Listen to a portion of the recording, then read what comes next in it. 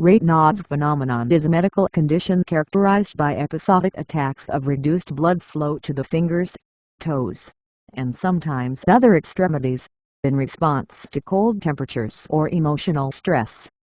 This condition leads to changes in skin color, typically causing the affected areas to turn white or blue, followed by redness upon warming or relief of stress. Overview. Prevalence.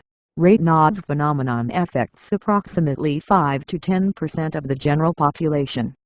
It is more common in women than men and often begins in individuals under 30 years of age. Types. Primary Raynaud's disease. This form occurs without an associated medical condition and is often mild and less severe. Secondary Raynaud's syndrome. This form is associated with underlying medical conditions, such as autoimmune diseases like systemic sclerosis, lupus, or rheumatoid arthritis, and can be more severe. Symptoms of Raynaud's phenomenon typically occur in episodes and may include color changes. Affected areas, typically fingers and toes, may first turn white, ischemia, then blue, decreased oxygen, and finally red reperfusion. Cold sensation. Affected areas feel cold and numb during an episode. Tingling or prickling. As blood flow returns, there may be a sensation of tingling or prickling. Pain. Some individuals experience pain in the affected areas during or after an episode. Triggers. Common triggers for Raynaud's episodes include cold temperatures, exposure to cold weather or handling cold objects. Emotional stress. Stressful situations can provoke an attack. Smoking. Nicotine can constrict blood vessels, worsening symptoms. Certain medications. Some medications, such as beta blockers and certain antidepressants, may exacerbate symptoms.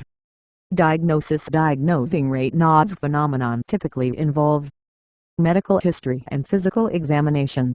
Healthcare provider will review the patient's symptoms, family history, and any potential underlying conditions.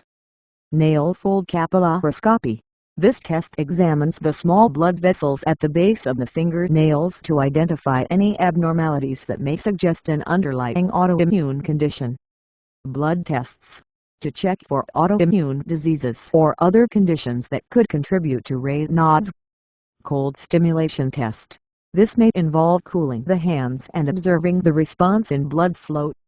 Treatment for Raynaud's phenomenon focuses on managing symptoms and addressing any underlying conditions. Options may include lifestyle changes, warming strategies, dress warmly in cold weather, wear gloves, and avoid direct exposure to cold.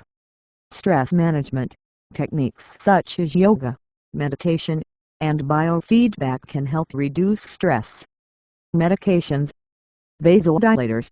Drugs such as calcium channel blockers, e.g., nifedipine, famotidine, can help relax and widen blood vessels. Topical nitrates. Creams containing nitrates can improve blood flow to the affected areas.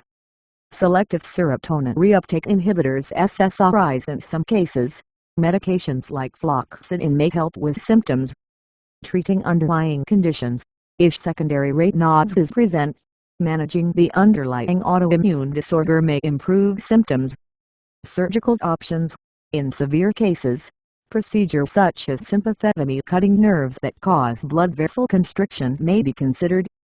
Prognosis. The prognosis for individuals with Raynaud's phenomenon varies based on its type. Primary Raynaud's, typically benign, with a good prognosis and no severe complications.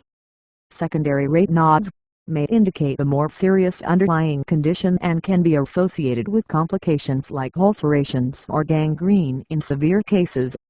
Conclusion. Raynaud's phenomenon can significantly impact quality of life, particularly during colder months or stressful situations. Understanding the condition, its triggers, and effective management strategies is essential for individuals affected. If you suspect you have Raynaud's phenomenon or are experiencing symptoms, it's important to consult a healthcare provider for a comprehensive evaluation and tailored management plan. With appropriate care, most individuals can manage their symptoms effectively and maintain a good quality of life.